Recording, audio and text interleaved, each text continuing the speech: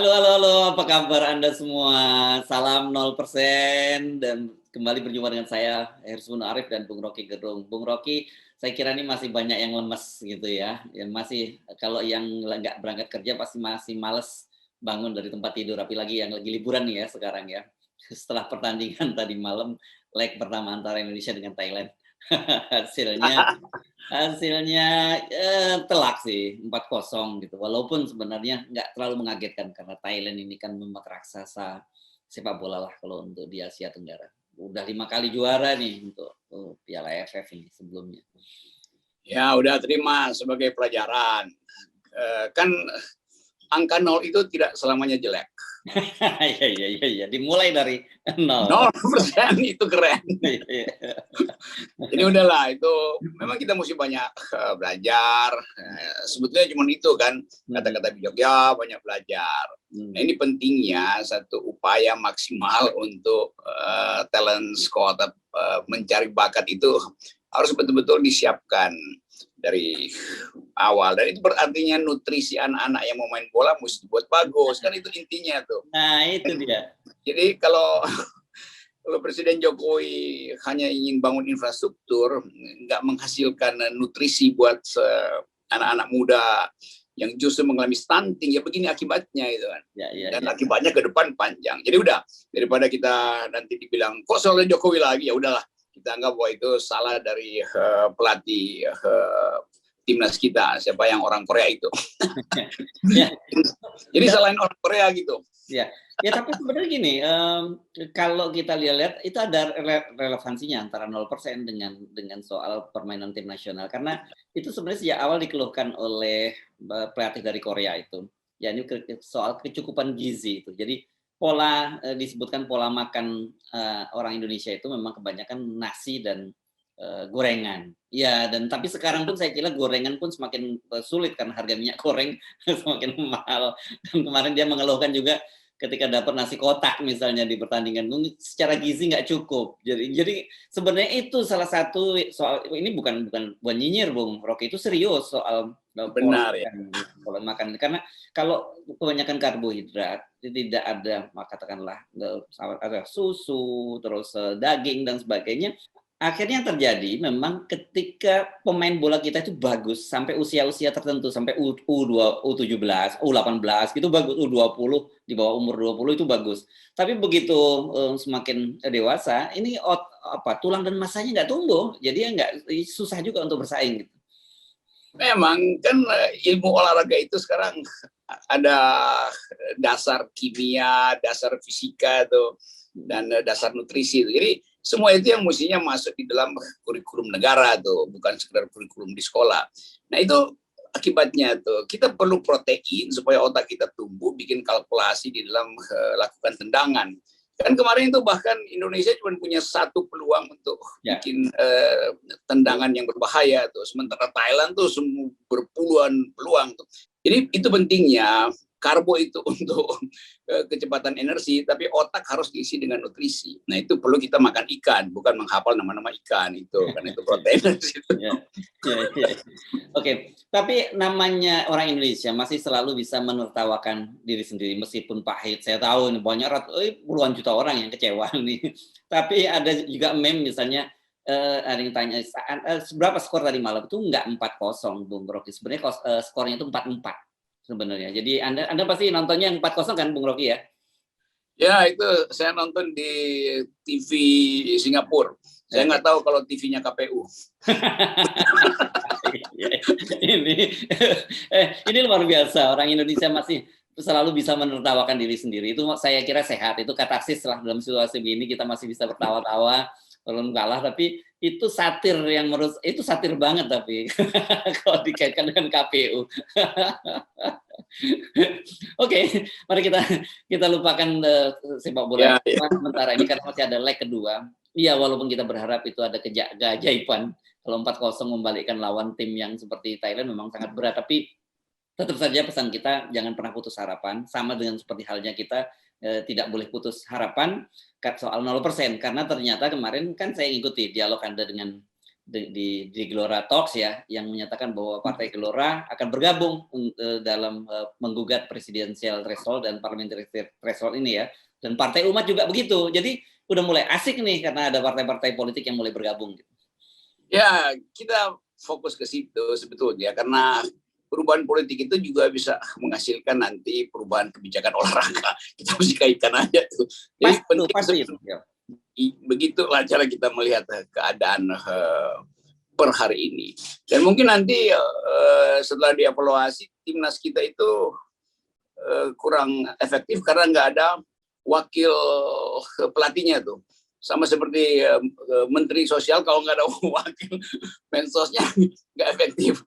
Jadi sekali lagi bagus sekali kita evaluasi seluruh kebijakan keolahragaan sambil bikin hal yang lebih penting itu mengevaluasi politik. Nah ini satu paket besar. Dan betul tadi malam tuh saya ngomong dengan Gelora ada seminar akhir tahun. Bagus betul Gelora melopori itu dan itu bisa menimbulkan gelombang rakyat yang baru. Nah itu pentingnya tuh. Oke, nah tadi ada menyinggung soal wakil menteri. Kan itu saya jadi teringat beberapa hari yang lalu kan Presiden Jokowi menerbitkan perpres baru ya tentang ada penambahan jumlah wakil menteri dan itu yang ditambah itu adalah wakil menteri di Kementerian Sosial. Tetapi kemudian yang menarik adalah respon dari Bu Risma yang menyatakan bahwa penambahan itu bukan kemauan saya. Ini udah mulai tanda-tanda ini. Saya kira itu hal yang benar Ibu Risma. Memang harusnya kan kalau Menteri Sosial nggak mampu, dia usulkan supaya kasih dia bantuan sebagai wakil menteri. Nah mungkin sebetulnya Presiden Jokowi justru melihat memang Bu Risma nggak mampu, jadi dia taruh tuh. Jadi itu bahayanya kalau sekedar naruh orang dan akhirnya ya tersinggung lah Ibu Risma kan. Kan dia merasa dia mampu dong. Dan akhir-akhir ini kan Ibu Risma memperlihatkan kemampuannya bahkan dengan cara yang spektakuler tuh. Memarahi, membentak-bentak tuh. Mungkin juga karena itu Presiden Jokowi ingin agar supaya Ibu Risma jangan turun ke lapangan karena nanti bentak-bentak. Biarkan wakil menteri yang turun ke lapangan. Ibu Risma di belakang meja aja bikin konsep. Tapi lepas dari itu kita tahu bahwa ini adalah pemborosan tuh. Mengangkat wakil menteri dan enggak di mana-mana wakil menteri nggak ada fungsinya. Jadi ngapain juga Pak Jokowi ngangkat itu? Walaupun memang disediakan di dalam aturan.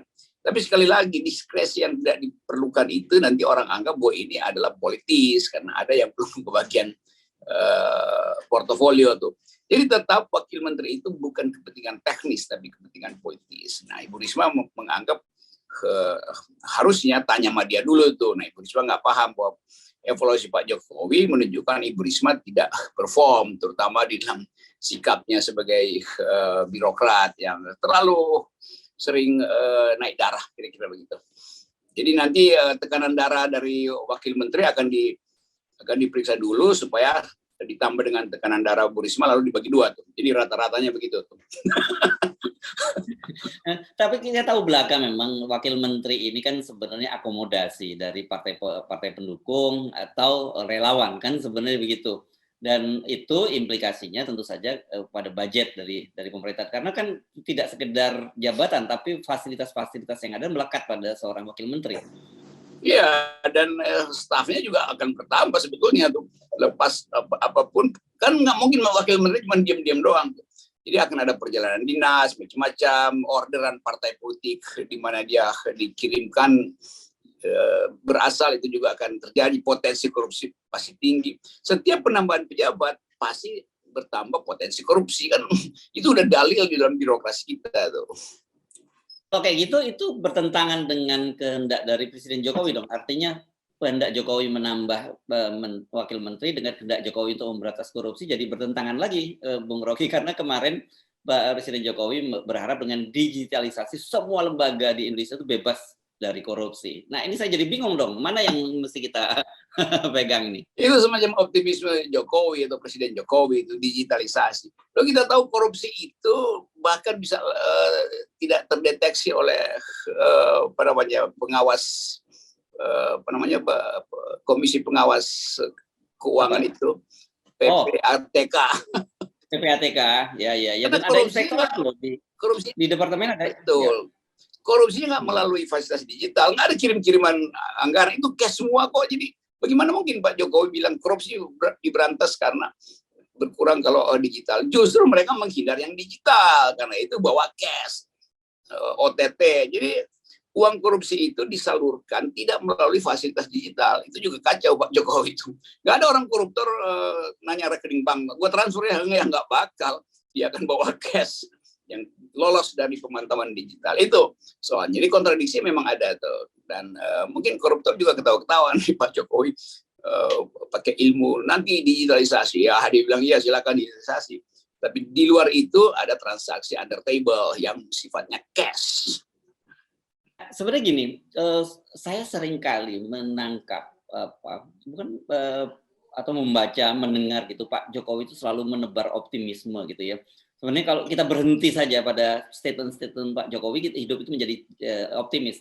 Tapi begitu kita kemudian diteruskan dengan realisasinya, kita menjadi pesimis. Itulah kemudian mahasiswa pun karena sebel nyebutnya lip service gitu, king of lip service gitu. Sama dengan kasus ini, saya kira soal korupsi ini, saya kira berhenti pada wacana aja. Yang penting itu muncul di headline media massa.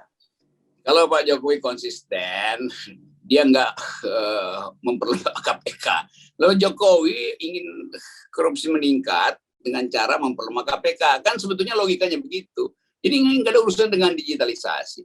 Pemberantasan korupsi diperlemah, maka korupsi naik. Ada tidaknya digitalisasi karena orang menganggap kan nggak diawasi lagi oleh KPK.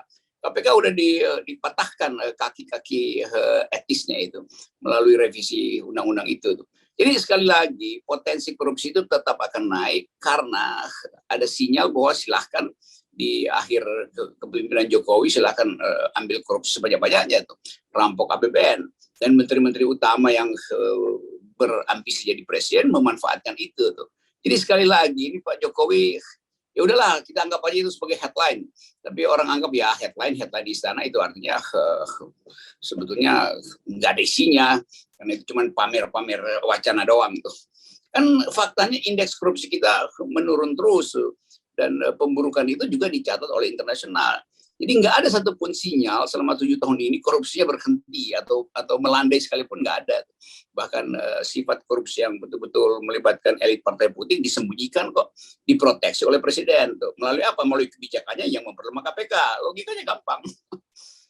Ini kontradiksi lagi atau paradok yang lagi, karena kan yang disampaikan oleh Presiden Jokowi di satu sisi bahwa beliau ingin ekonomi meroket, kemudian sementara korupsinya itu melandai atau setidaknya bisa dihilangkan, tapi ternyata yang terjadi sebaliknya gitu, ekonominya nyungsep sementara korupsinya semakin meroket. Nanti kita terlalu banyak kritik hal yang udah diketahui publik dilaporin lagi kita nih. Tapi kita cuma mengingatkan. Kalau gitu diralat tadi, dianggap tidak ada. Jadi orang tetap ingin lihat, ya udahlah kalau negara ini korupsi pun ya udahlah, udah jadi mental bangsa ini. Tapi jangan hasil korupsi itu justru memperkaya orang dan membuat disparitas dengan makin jauh. Kalau harga dulu zaman Pak Harto tuh korupsi sebetulnya terjadi, tapi ya kebutuhan pokok dijamin sehingga orang bilang oke lah kita tutup mata aja tuh. Tetapi secara etis memang salah. Nah sekarang dua-duanya salah tuh, korupsinya naik, harga-harga juga naik, kan ini ajaib kan.